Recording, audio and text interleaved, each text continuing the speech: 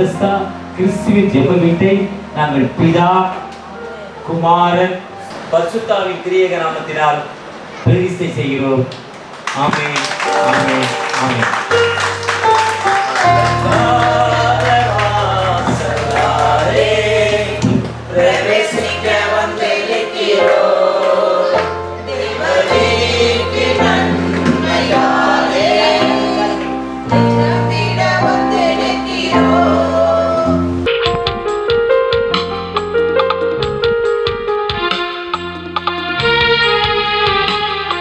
Bethesda ஜெப வீட்டில் வந்திருக்கிறோம்ப்பா.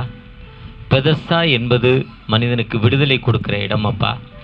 அவன் பாவ அழுக்கையும் நீக்கிற ஒரு ஊற்று என்று வேதத்தில் சொல்லப்பட்டிருக்குப்பா. சகரியா 13:1 அந்த பாவ அழுக்கை நீக்கி ஒரு விடுதலை கொடுக்கிற இந்த இடத்திற்கு நாங்கள் வந்திருக்கிறோம் தகப்பனே. நம்முடைய ஆவியானுடைய மகிமை தகப்பனே, இந்த இடம் முழுவதும் தகப்பனே, இந்த பரிசுத்த பூமியின் இடம் மட்டுமல்ல, இந்த பகுதி, இந்த தெருவில் நடந்து போகிற ஒவ்வொரு மக்களுக்கும் ஒரு விடுதலை வேணும் தகப்பனே. நம்முடைய தூயானுடைய மகிமை இங்கே இறங்கணும் தகப்பனே. ஆவியானவரே,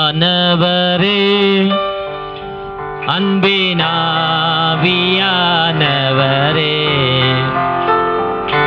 இப்போ வாரும், இறங்கி வாரும் எங்கள் மத்தியிலே. ஆம் தகப்பனே, இந்த வீட்டுக்குள்ள நீங்க வாங்கப்பா. நாங்கள் ஜெபிக்கிற விடமப்பா. உன் விண்ணப்பத்தை கேட்டேன், உன் கண்ணீரை கண்டேன், உன் துக்க நாட்கள் முடிந்து போச்சுன்னு சொன்னீங்க தகப்பனே. நீ கூப்பிட்ட பொழுதெல்லாம் நான் உனக்கு உதவி செய்வேன் என்று சொன்னீங்கப்பா. நெருக்கத்தில் உன்னை நோக்கி அழைத்தேன் சொன்னீங்க தகப்பனே. நெருக்கமான நேரத்தில் அந்த ஜெப வீட்டுக்குள்ள யாரெல்லாம் ஜெபிக்கிறாங்களோ அந்த மக்களுக்கு ஒரு விடுதலை கொடுக்க போறீங்கப்பா. உங்களுடைய கிருபை இறங்க போது தகப்பனே. உங்களுடைய வல்லமை இந்த பகுதி முழுவதும் இறங்க போது தகப்பனே. ஒரு விசை கூட மகிமை இறங்கட்டும் தகப்பனே. நீங்க பேசுங்க, நாங்கள் கேட்கிறோம். என் கண்மலையும் என் மீட்பெருமைய கர்த்தாவே, வாயின் வார்த்தைகளும் அமர்ந்திருக்கிற ஒரு இடத்தின் தியானங்களும் சமூகத்தில் பிரதியாய் இருப்பதாக.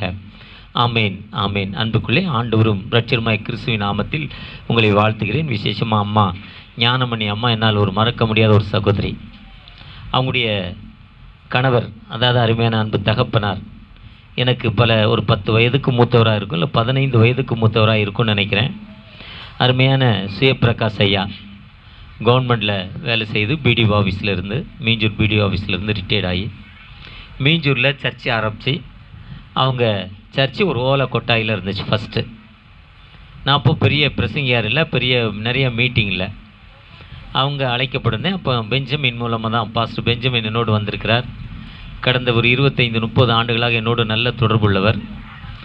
அவர் தான் எப்படியோ அவங்க மூலம் அறிமுகமாகி அந்த இடத்துக்கு வந்தேன். ஐயாவும் அம்மாவும் எனக்கு நல்ல உறவாயிட்டாங்க. அதுக்கப்புறம் அம்மாவுடைய பிள்ளைகள் 2 பெண் பிள்ளைகள், 2 பேரும் என்னை அப்பா டேடின்னு தான் கூப்பிடுவாங்க. அன்பு மகள் இங்கே இருக்காங்க. என்னை அப்பாங்கிற வார்த்தையை தவிர ஒரு மரியாதையை அன்போடு வச்சிருப்பாங்க. அவங்களுடைய முதல் சர்ச் ஃபவுண்டேஷன் போட்டேன். டெடிக்கேஷன் பண்ணுற டேட்டில் நான் இங்கே வெளியூருக்கு போயிட்டேன். ஆனால் அதுக்கு அடுத்த ஆண்டு விழாவுக்கு வந்தேன். அதுக்கு அடுத்து அவங்களுடைய சர்ச்சு பொங்கம்பேடு காமராஜ் ஸ்கூலுக்கு பேக் சைடில் மெயின் ரோட்லேயே இருக்குது. அந்த சர்ச்சு ஃபவுண்டேஷன் டெடிக்கேஷனில் நான் தான் போனேன். உண்மையாகவே அவர்களும் ஆண்டவர் நல்ல ஒரு தொடர்பை கொடுத்தார். அவருக்கு நன்றி செலுத்துகிறேன். இந்த சர்ச்சு கூட அவங்க கூப்பிட்டுக்கிட்டே இருந்தாங்க, வாங்க ஒரு ஃபவுண்டேஷன் போடுங்கன்னு. நானும் அன்போடு ஏற்றுக்கொண்டு ஒரு வெயிலில் வந்தேங்க. சரியான வெயில், ஆனால் நல்ல ஒரு சூழ்நிலையில் அந்த ஃபவுண்டேஷன் போடப்பட்டு மிகவும் சீக்கிரமாக ஒரு ஷெட்டாக இருந்தாலும் அழகாக பார்ப்பதற்கு திருப்தியாக நல்லா பண்ணியிருக்காங்க. அது அவனுடைய அர்ப்பணிப்பு ஜெபம். இந்த பகுதியில் ஒரு மறக்க முடியாத ஒரு சகோதரி அவங்க. என்னுடைய ஒன்று விட்ட மாமா, என்னுடைய சின்ன பாட்டியோட மகன், அவருடைய ஒய்ஃப் இறந்துட்டாங்க. அந்த அம்மா இந்த பகுதியில் இறந்துட்டாங்க. அவங்கள அடக்கம் பண்ணணும். அவங்க ரொம்ப நாள் கிறிஸ்தவர்களாக இல்லை, மறிக்க போகிற காலத்தில் அவங்க கிறிஸ்தவராக மாறினாங்க. ஞானஸ்தானம் வாங்கலைன்னு நினைக்கிறவங்க, வாங்கினாங்களா வாங்கலையான்னு தெரியல. அவருடைய ஹஸ்பண்ட் என்னுடைய மாமா, தாய் மாமா, ஒன்று விட்ட மாமா, அவர் இறந்துட்டார். அந்த அம்மா இறந்தவுடனே ஒருத்தர் தீவிரமானவர், கிறிஸ்துவத்து மேல் அதிக வெறுப்பானவர், அவர் எனக்கு ஃபோன் பண்ணி, இன்னார் இறந்துட்டாங்க, அவங்க முறைப்படி கிறிஸ்துவ முறைப்படி அடக்கம் பண்ணணும்ப்பா தம்பின்னு தான் கூடுவார், நீ வா, எப்படி அடக்கம் பண்ணுறதுன்னார். நான் சொன்னேன், அண்ணே நான் வெளியூரில் இருக்கேன், இந்த ஊரில் இல்லை, நான் வெளியூரில் இருக்கேனே, வர முடியாதுண்ணே. அப்போ யாரையா நீ ஒழுங்கு பண்ணி கொடுன்னாங்க. அப்போது அருமையான இன்னொரு சகோதரனை விசாரித்தேன். அவர் ஐயா நான் இருக்கிற தூரத்துக்கும் அவங்க தூரத்துக்கும் கொஞ்சம் அதிகம், ரெண்டாவது அவங்க ஞானஸ்தானம் வாங்கலைன்னு சொல்கிறீங்க, நான் எப்படி அடக்கம் பண்ண முடியும்னார். நான் அருமையான அன்பு அம்மாவை பேசின உடனே அடுத்த ஃபோன் அவங்களுக்கு போட்டேன், சொல்லுங்க ஐயான்னு உடனே அடக்கம் பண்ண கிளம்பிட்டாங்க. நல்ல அருமையாக ஒரு நல்ல அந்த அப்படி ஒரு பாசமான ஒரு சகோதரி, பார்க்க சாதுவாக இருந்தாலும் சாது பெரிய, அதாவது என்ன கொண்டா காடு கொள்ளாதுங்கிற மாதிரி, சாது மரண்டா காடு கொள்ளாதுங்கிற மாதிரி ஒரு சூப்பர் லேடி, சூப்பர் அம்மா, நம்ம ஜெயலலிதா மாதிரி ஒரு அருமையான பேடியா லேடியா, அங்கே அந்த மாதிரி கண்ட்ரோல் ஃபிங் டச்சரில் மருமகனை ராஜேஷனாலும் சரி மகளனாலும் சரி ஃபிங்கர் டச்சில் வச்சுருப்பாங்க. அப்படி ஊழியத்தின் பாதையிலும் அவங்களுடைய திருச்சபையில் நான் அடிக்கடி போயிருக்கேன். ஒரு சிறப்பான சகோதரி, அவங்களோடு நல்ல உறவை ஆண்டவர் எனக்கு தந்திருக்கிறார். ஆண்டவருக்கு நன்றி செலுத்துகிறேன். மீண்டும் இந்த கிராமத்தில் இந்த கொஞ்சம் நான் ஒரு 5 மணிக்கு ஃபோன் பண்ணி, அம்மா தோத்துறோம் நீங்களே பார்த்துக்கோங்களேன், நீ விட்டுருங்களேன், என்ன ஒரு 3 மணிக்கு ஃபோன் பண்ணி, ஆனால் அப்பா நீ வந்து தான் ஆகணுன்ட்டாங்க. இக்கட்டான சூழ்நிலை எனக்கு இருந்தாலும் சற்று காலதாமதமாகுன்னே. இயற்கையின் சூழ்நிலை 40 நிமிஷம் ரயில்வே கேட்டில் நின்றுருக்கேன், 40 மினிட்ஸ். நாங்கள் வந்து ஒரு 10 நிமிஷத்தில் ரயில்வே கேட் திறந்தால் திரும்ப மூடிட்டான், தாண்டவே இல்லை. திரும்ப 20 நிமிஷம், 40 நிமிடங்கள். எனக்கு டிரைவர் இல்லை, கார் இருக்குது. அதுக்கு தான் பாஸ்டர் பெஞ்சமினுக்கு ஃபோன் பண்ண வந்தார், அவர் போய் கார் எடுத்துகிட்டு வந்தார். இல்லைன்னா இன்னும் ரொம்ப கஷ்டம் எனக்கு. உண்மையாகவே அவர்களோட நல்ல தொடர்பை ஆண்டவர் கொடுத்திருக்கிறார். இப்படிப்பட்ட திருச்சபை எதற்கு, திருச்சபையோட பணி என்ன, திருச்சபையோட வேலை என்ன? அருமையான ஒரு சகோதரர் லூயிஸ் போலோ, ஒரு மிஷினரி, ஆண்டோடைய வார்த்தையை சொல்கிறவர். இப்போ கூட நாளைக்கு பெஞ்சமின் பாஸ்டர் மத்தியானம் அவருடைய காரில் கிளம்பி அந்த ஜவ்வாது மலை பகுதியில் ஒரு மலையில் போய் ஊழியத்தை செய்ய போகிறார். அவருக்கு எப்போல்லாம் கவர்மெண்ட்டாக இருக்கும், ஒரு கவர்மெண்ட் சர்வெண்ட் அவர். கவர்மெண்ட்டில் எப்போல்லாம் லீவோ அவர் சர்ச்சை வச்சுருக்கிறாரு. என்னோட 30 வருடங்களாக நல்ல தொடர்புள்ள ஒரு சகோதரர் பாஸ்டர் பெஞ்சமின். இந்த பகுதியில் வந்து எனக்கு இங்கு கூடுவேன். ஆனால் இப்போ அவரும் பிஸி ஆகிட்டார், நானும் பிஸி ஆகிட்டேன். பொதுவாக நான் அவரை அதிகம் தொடர்பு கொள்றதில்லை, அவரும் என்னையை தொடர்பு கொள்றதில்லை. அதே மாதிரி பாஸ்டர் லூயிஸ் போல் என்பவர் ஆண்டோடைய ஊழியத்தை செய்தார். நல்ல பிரசங்கியார். ரொம்ப காடு மலை நடந்து சென்று வீட்டில் வந்து படுத்திருக்கிறாரு. கடவுள் எழுப்புறாரு, எப்பா எலும்பு, நீ போய் காஸ்பல் சொல்லு, மீஞ்சூரில் நெய்தவயல் பஸ் ஸ்டாண்டில் ஒரு மனுஷன் நிற்கிறான், நீ அவனை போய் பார்த்து சொல்லுங்கிறார். அவன் சொல்கிறான், ஐயா இப்போ தான் ஆண்டோடைய ஊழியத்தை முடிஞ்சு ரொம்ப டயர்டாக வந்திருக்கிறேன், ரொம்ப சோர்வாக இருக்கேன், என்னையால் முடியாது, என்னையால் போய் பார்க்க முடியாதுன்னு சொல்கிறான். சொல்கிறார், திரும்பவும் சொல்கிறார், இல்லை எழுப்புறார், திரும்ப போங்கிறார். இல்லை என்னையால் முடியாது, நான் தூங்கிட்டு காலையில் போய் பார்த்துக்கிறேன், காலையில் 7 மணிக்கு எழுந்து நான் ஓடிடுறேன் தூங்கிட்டார். ஆண்டவர் விட்டுட்டார். ஆண்டவர் சொன்ன மாதிரி காலையில் எழுந்து ரொம்ப வேகமாக அந்த மனிதரை நெய்தவயல் பஸ் ஸ்டாண்டில் பார்க்க போனால் அந்த மனிதர் மரித்து இறந்திருக்கிறார், இறந்து விட்டார். அவர் உயிர் அவரை விட்டு போயிட்டு அவருடைய கஷ்டம், ஒரு சூசைட் பண்ணிக்கிட்டார் அந்த இடத்துல. ஒருவேளை இவர் ஆண்டவர் ராத்திரி சொன்ன உடனே போயிருந்தா என்ன இருப்பார்? இதுதான் காஸ்பல். காஸ்பல் என்பது மனிதனுக்கு விடுதலை கொடுக்க வேண்டியது. என்னுடைய பாவம். ஒருவேளை நான் நல்ல குடிகாரனாக இருந்தால் குடியின் நிமித்தம் என்னுடைய லங்ஸு கெட்டு போகுது, லிவர் கெட்டு போகுது, எனக்கு ஆஸ்மா ட்ரபிள் வருது. அதனால் நான் இப்போ கஷ்டம் வேதனை வந்து என்ன பண்ணிடுறேன், செத்து போகிறேன்.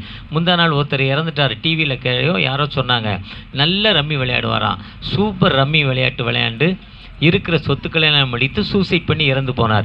சகரியா 13:1 சொல்லுது, பாவத்தையும் அழுக்கையும் நீக்கி ஒரு சிறந்த ஊற்று என்று சொல்லுகிறார் ஆண்டவர்.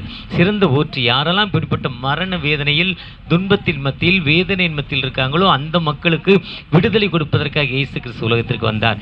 ஒருவேளை இந்த இடம் என்பது ஏதோ கிறிஸ்தவனுக்கு வேலை இல்லை, ஃபாரின்லேருந்து ஒரு அமௌண்ட் வருது அதனால் வாங்கிட்டு ஏதோ கிறிஸ்தவன் வேலை செய்கிறான் இல்லைங்க.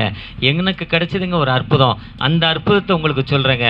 ஆண்டோடைய வார்த்தை என்னென்னா, நீங்கள் போய் சகல மார்க் 16:15 சொல்றாரு, நீங்கள் புறப்பட்டு போய் சர்வ சிருஷ்டிக்கும் நீங்கள் உலகம் எங்கும் போய் சர்வ சிருஷ்டிக்கும் சுவிசேஷத்தை அறிவிங்கள். சுவிசேஷம் என்பது, காஸ்பல் என்பது நல்ல செய்தி. உங்களுடைய மரண வேலையா, உங்களுடைய கடன் பிரச்சனையா, மன அமைதி இல்லாத உளைச்சலா, உங்கள் குடும்பத்தில் வேதனையா, கைவிடப்பட்ட நிலைமையில் இருக்கீங்களா, உங்களுக்கு ஒரு விடுதலை கொடுப்பதான் சுவிசேஷம், காஸ்பல். நீங்கள் ஒரு கிறிஸ்தவனாக ஒரு வெள்ளை ட்ரெஸ்ஸு போட்டுக்கணும், இந்த பாஸ்ட் மாதிரி, இல்லை ஒரு ஞானஸ்தானம் வாங்கிட்டு போகணும், இதனால் பரலோகத்துக்கு போங்கிறதில்ல. நான் இங்கே இத்தனை அங்கி போட்டிருக்கேன், நான் பரலோகத்துக்கு டைரெக்டாக போகணும்னு சொல்ல முடியாது, இவர் பரலோகத்துக்கு போகணும்னு சொல்ல முடியாது. ஞானமணி அம்மா 10 சர்ச்சுங்கிறாங்க. நான் சொல்கிறேன், உங்கள் காலத்துக்குள்ளே குறைஞ்சது 100 சர்ச்சு அதுக்கு ஆண்டவர் தருவார்னு நினைக்கிறேன். ஒருவேளை நீங்கள் எத்தனை பேர் விசுவாசிக்கிறீங்க? இருக்கிறீங்க, முடியுங்க. எப்படி சொல்கிறேன்னா, எஸ்ரா ஐயா ஒரு சுவிசேஷகராக தான் வந்தார். எஸ்ரா ஐயா ECI ஃபவுண்டர், இன்னைக்கு பாதரா பிஷப். ஒரு சர்ச்சு ஆரம்பித்தார். ஒரு சர்ச் ஆரம்பிக்கும் 10 சர்ச்சுன்னு எதிர்பார்த்தாரு. 4வது சர்ச்சுக்கு வந்திருக்கப்போ 10 சர்ச்சை விட்டார். 100 சர்ச்சுன்னாரு. 100 சர்ச்சுக்கு 70 சர்ச்சு போகிறப்போ இல்லை 1000 சர்ச்சுன்னாரு. 1000 சர்ச்சுன்னு பக்கத்தில் போகிறப்போ இன்னைக்கு 1,00,000 சர்ச்சுங்கிறாரு. இன்னைக்கு கிட்டத்தட்ட 10,000 சர்ச்சுக்கு மேலே ஆரம்பிச்சிட்டாரு. இன்னைக்கு 1,00,000 சர்ச்சுக்கு போவேங்கிறாரு. ஒருவேளை இன்னைக்கு 1 கோடி ஆத்துமாக்களை நான் சந்திக்க போறேங்கிறாரு. வயதோ அவருக்கு 90. ஆண்டோடைய கிருபை நம்மோடு இருக்கிறப்போ நல்ல போராட்டம், போராடிக்கிட்டே இருக்கிறப்போ, ஜெபித்துக்கிட்டே இருக்கிறப்போ ஆண்டவர் நமக்கு என்ன பண்ணுவார்? கிருபை செய்வார். ஆண்டவனுக்கு உங்களுக்கு அழைக்கப்பட்ட அழைப்பு திருச்சபைகள் திறப்பது, எங்களுக்கு அழைக்கப்பட்ட அழைப்பு காஸ்பல் சொல்லுவது. அவ்வளோதான். நாங்கள் காஸ்பல் சொல்லிட்டு இப்போ பிரியாணி கொடுப்பாங்க, இல்லை டிஃபன் கொடுப்பாங்க, சாப்பிட்டுட்டு போய்கிட்டே இருக்கணும். ஆனால் திருச்சபை மக்களுக்காக ஜெபிப்பது இந்த பாஸ்டருடைய வேலை. 10 சர்ச் இல்லை, அவங்க 10 சர்ச்சுன்னு சொல்கிறப்போ எனக்கு 100 சர்ச்சு ஞாபகம் வந்தது.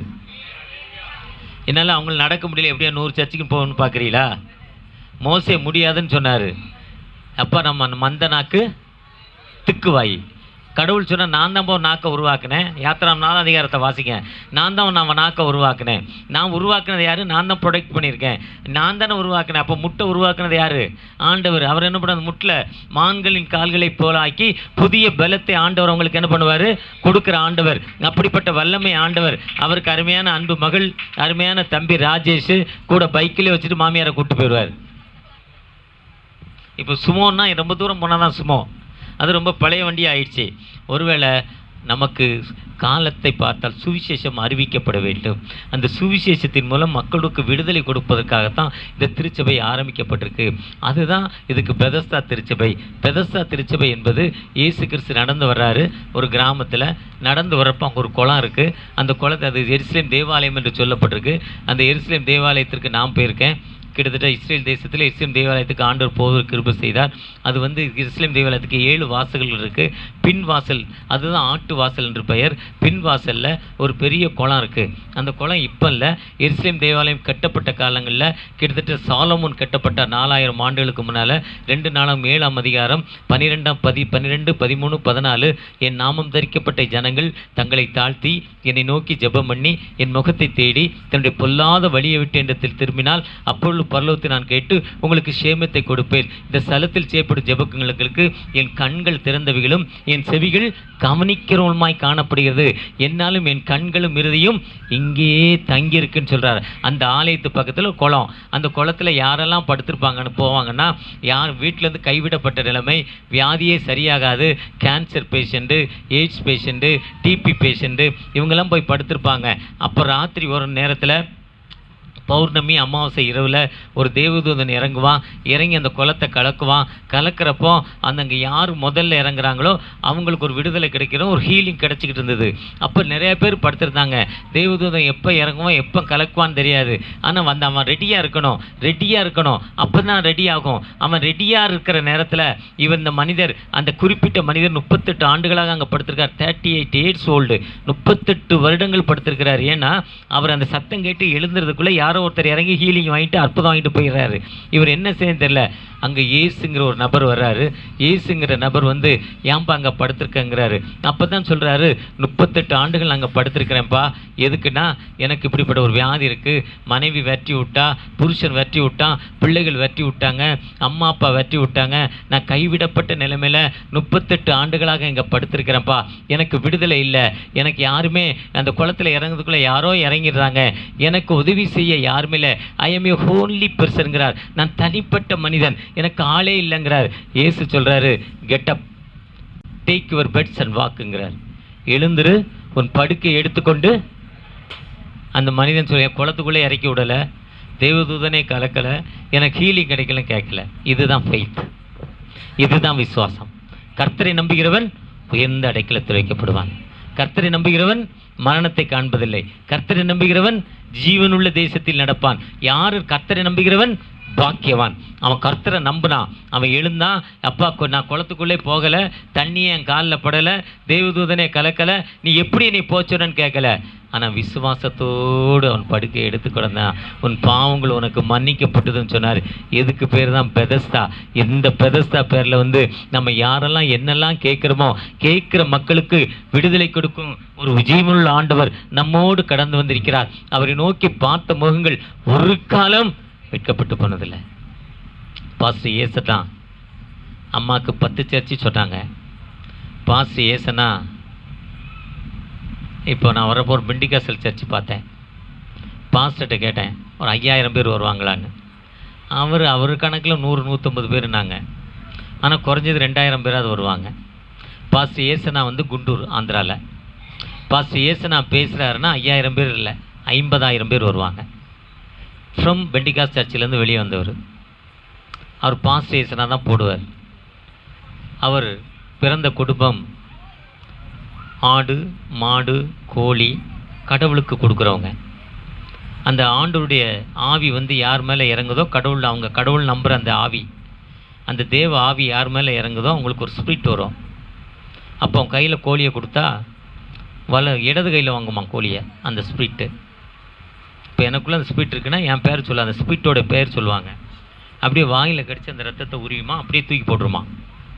தூக்கி போட்டால் கோழி குறைஞ்சது 100 அடி மேலே போகுமா, வானத்துக்கு மேலே. ரத்தத்தை உறிஞ்சோன்னா கோழி செத்துரும். ஆடு கொடுத்து அப்படியே இடது கையில் வாங்குவாராம். அப்படியே இந்த கழுத்தை வாங்கி குடி வாங்கலாம். அப்படி குடும்பத்திலேருந்து பிறந்தாராம்.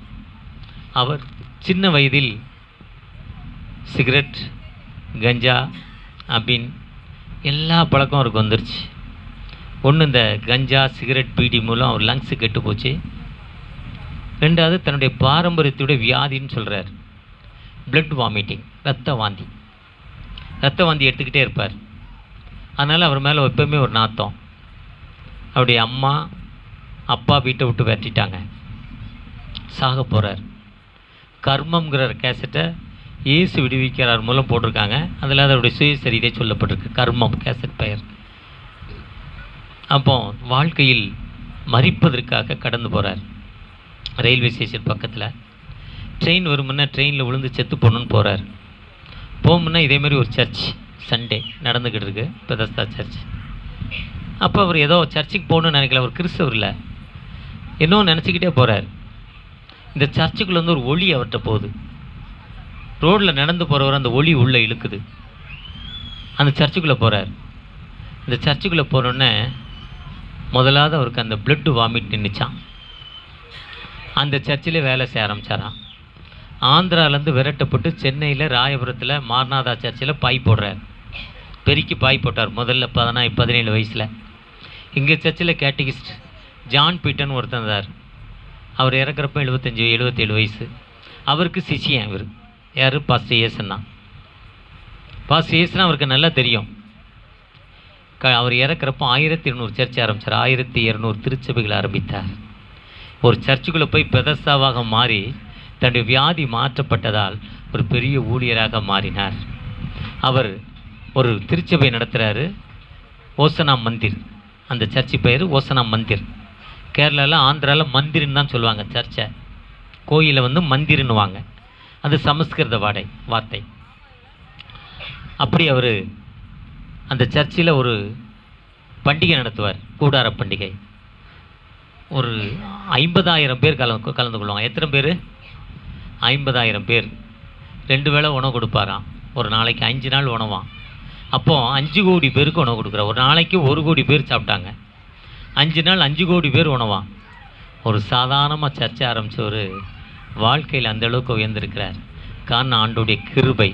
ஒருவேளை அன்பு தம்பி இளையராஜா அண்டு டேவிட் ராஜா, உண்மையாக நீங்கள் ஆண்டோடைய வாலிபத்தில் உண்மையாக ஆண்டோடைய சன்னிதானத்தில் முழங்காலில் நின்று இந்த திருச்சபைக்காக, திருச்சபை மக்களுக்காக, இந்த கிராமத்து தலைவருக்காக, இந்த கிராமத்தில் இருக்க மக்களுக்காக, இந்த கிராமத்தில் யாரெல்லாம் வியாதியாக இருக்காங்களோ அந்த மக்களுடைய விடுதலைக்காக, எந்த குடும்பத்தில் அமைதியிலையோ அந்த குடும்பத்திற்காக, எந்த குடும்பத்தில் குடிகார கணவனால் பெண்ணுக்கு ரொம்ப கஷ்டம் இருக்கோ அந்த ஆண்மகனுக்காக நீங்கள் ஜெபிக்க ஜெபிக்க, இந்த கிராமத்தில் ஒரு மரணம் இருந்தால் அந்த வீட்டில் போய் நீங்கள் ஜெபித்து அவங்களுக்கு ஆறுதல் சொல்லி, அவங்க கிறிஸ்தவர்கள் எல்லாராக இருக்கலாம், ஆனால் நீங்கள் அங்கே போய் ஜெபித்து அவங்களுக்கு ஆறுதல் சொல்லி வர்றப்போ ஆண்டவர் உங்களை இந்த திருச்சபையை ஒரு பெரிய திருச்சபையாய், ஆயிரக்கணக்கான மக்கள் ஆராதிக்க ஒரு திருச்சபையாய் மாற்றி கொடுக்க போறாருங்க.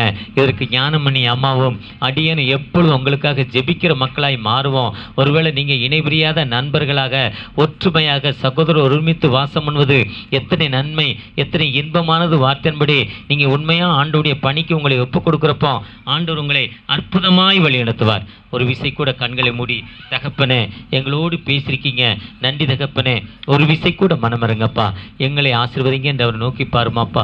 எங்களுக்குள்ளே வாசம் செய்யும் ஆவியானவரே, இந்நாளில் உம் சித்தம் போல் நடத்தி செல்லும் ஐயா. ஒரு விசை கூட பெதஸ்தா ஜெப வீட்டை ஆசீர்வதிங்கப்பா. யாரெல்லாம் அங்கே வந்து எப்படி ஜெபிக்கணும்னு சொல்லித்தாங்கப்பா. உங்களுடைய வசனம் கால்களுக்கு தீபம், பாதைக்கு வெளிச்சமாய் மாறட்டும். இந்த நெய்தவால் கிராமத்தில் தகப்பன மலையில் இருக்க பட்டணமாய் அநேருக்கு உதவி செய்கிற ஒரு இடமாய் மாற்றித்தாங்கப்பா. வேதத்தை அறிவிக்கிறது மட்டுமல்ல, கைவிடப்பட்ட மக்களுக்கு உதவி செய்கிற ஒரு இடமாய் மாற்றித்தாங்க. இந்த நாளில் யாரெல்லாம் வேதனையோடு, கண்ணீரோடு, துன்பங்களோடு இருக்காங்களோ அந்த மக்களுக்கு ஒரு விடுதலை கொடுங்க, ஆசீர்வதிங்க. விசேஷமாக எங்களுடைய அன்பு சகோதரி பாஸ்டர்மா ரெவரண்ட் ஞானமணி அம்மாவையும், அன்பு தம்பி ராஜேஷையும், அன்பு மகளையும் அது கரத்தில் தருகிறோம். கொடுக்கப்பட்ட பிள்ளைகளுக்காக நன்றி தகப்பனே. வந்திருக்கிற ஊழியர்களை ஆசீர்வதிங்கப்பா. அவங்க திருச்சபையில் கட்டி எழுப்ப கிருபை செய்ய முடியும். பிரச்சனை அவர்களோடு இருக்கட்டும். மீட்பர் இயேசு மூலம் ஜெபம் கேளும் அன்பின் தகப்பனே. ஆமேன், ஆமேன்.